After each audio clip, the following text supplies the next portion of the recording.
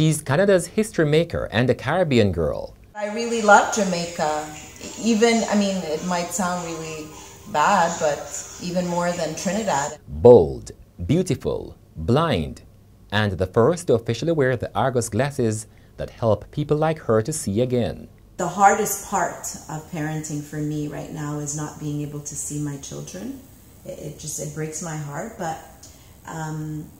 with my these special glasses, I'm able to have a new visual perception of my older children who I've seen before, and also of my baby who I've never seen before. So it's pretty cool.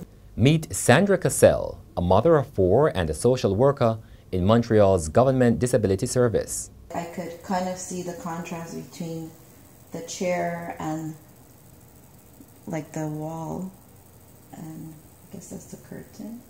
For many years, Sandra Cassell was that bubbly brown girl building her career in social services. But 17 years ago, at the age of 26, while on vacation, she noticed a depletion in her vision. Her husband at the time and their 3 children, including twins, were also on the trip. Basically, what happened was myself and my husband and the 3 kids were on vacation, and all of a sudden I started noticing that I wasn't seeing as well as I used to before. And prior to that, I wore glasses, but just to be able to see in the distance. Like I would use it when I'm driving, you know, stuff like that. Anyway, so I started noticing that that I wasn't seeing really well, particularly at night or when it was dark. And then also too, I noticed my depth perception was kind of a bit off.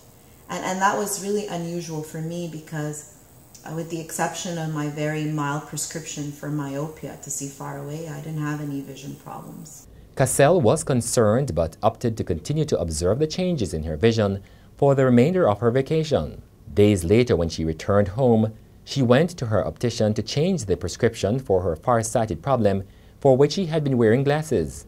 It never worked, and within a few months, Cassell was diagnosed with retinitis pigmentosa, a degenerative eye condition that affects the retina. Before the diagnosis, however, she was doing her own research, holding out hope that she would have been spared this incurable disease. Around the time of my diagnosis, I actually had went back to school. I went back to McGill to complete my bachelor's degree, which I had started a few years before. My vision was rapidly changing. I went from being able to read very large print, like maybe 16 or 18 font, to having to have audiobooks. Now, life had taken a complete turn, and Cassell had to learn to do everything again, but without sight. Taking care of 3 kids and being in university and taking care of my family, it was pretty overwhelming, I have to say. But I had a really good support system. I had a lot of support from my husband, now ex-husband at the time, my mom, my family, friends, community, and also the former Montreal Association for the Blind, where I actually have been working now for the past 13 years. In fact, she believes her skills as a social worker were vital in helping her to cope. But that was not enough to complete the transition. It's hard.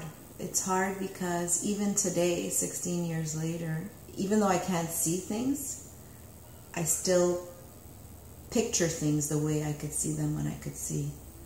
And so, for example, you know, if I'm eating an apple, let's say, I don't see it. I could feel it. If I have my Argus on, I could kind of look at it and see that it's a round thing in front of me, but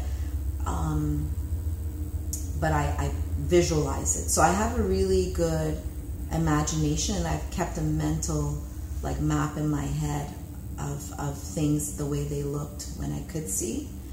But there's also that psychological component as well of not literally seeing it. And so that kind of plays tricks on your mind too. Reminder, 44 days ago.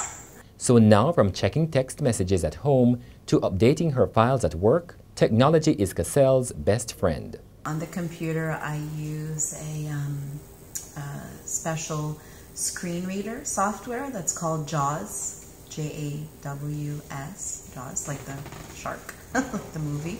And basically everything that someone who's sighted with see on the computer, I hear it. But with the Argus glasses, 16 years after she went blind, Cassell has regained what she calls a new visual perception. It's not like when I could see, and it's not like when I can't see. It's kind of in between. There were moments between seeing and not seeing when Cassell was on the brink of giving up. For me, the connection that I have with God is a really strong one. And I'm not religious in any way, but I'm very spiritual. And what I felt was that he really had a lot of faith in me, because God allows things to happen. He doesn't want us to be hurt or sad or upset or, you know, going through hard times. I don't believe that anyways. There are a lot of things that I've experienced not seeing that I may not have experienced when I could see. I believe that he had a lot of faith in me, I guess, to put me in a situation to allow me to lose my vision. And so as I go through my journey, I believe that he's there with me all the time. He's carrying me. But because of my spirituality, I was able to go down on my knees and just literally call out to God and say, hey, you know, if you allowed this to happen, then you got to be here with me. And he's been. And so back in the beginning when I felt that way, it was just that moment, and I never questioned it again because he's been there. But being a mother and blind still gets overwhelming for Cassell at times. It bothers me that I can't see my children the way I could see when I could see, that I can't see new people who have come into my life. But that did not stop Cassell from her first trip to Jamaica almost 8 years ago. Neither did it for the 12 other times that followed. With her sight out, Cassell's Jamaican experiences took on a different feeling. From the warmth of customer service agents at Montego Bay's Sangster International Airport who would call her by name trip after trip, to the hospitality at North Coast resorts she would lodge.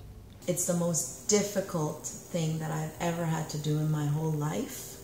But my message to people who are afflicted by blindness, as I have, is to hang in there and to just do the best that you can and to use the resources that you have. And don't give up, like just keep hope. At home, organization is key to how Cassell functions. To be honest with you, I don't really like cooking, but apparently I'm a great cook. Well, not apparently, I know I'm a great cook, but I really don't like cooking. And that was even prior to losing my vision, particularly because I'm a career woman and I work all day. And when I come home, I don't feel like cooking, really. I don't. If I could have like someone to cook for me every day, it would be great. You know, my husband loves cooking, so that's a bonus, but there are times when I have to do it, and I do it, and I do it well. I have to be really organized in the kitchen. I hate when people move things from their spot, because then, you know, I'm having to fish around everywhere to find things. So everyone knows that don't mess with my kitchen. If you touch something, put it back where it belongs. There are some gadgets that could be used in the kitchen for people who are visually impaired that make it easier. So they're like liquid indicators, you know, you could have different things that could be used. I have to be very careful, but I'm okay. And you know, in terms of cutting and peeling, measuring, I have specific measuring cups, so they're already at the right size. So if I need to measure something, I measure it. And you know, like I do it. And these are things that I've been doing before I lost my vision. So I just had to tweak it a bit. And at work, Cassell says there is no impediment and the sky is the limit. Damian Mitchell for The Gleaner Online.